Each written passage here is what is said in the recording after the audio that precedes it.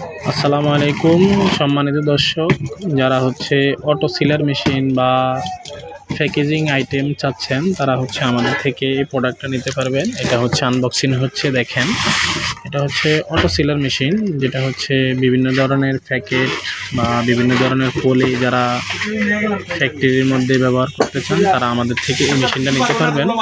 এটা জাস্ট আমি এই যে আমার এক বড় ভাই নিচ্ছে মালটা, এটা হচ্ছে জাস্ট এখন একটু চেক করে দিব মেশিনটা।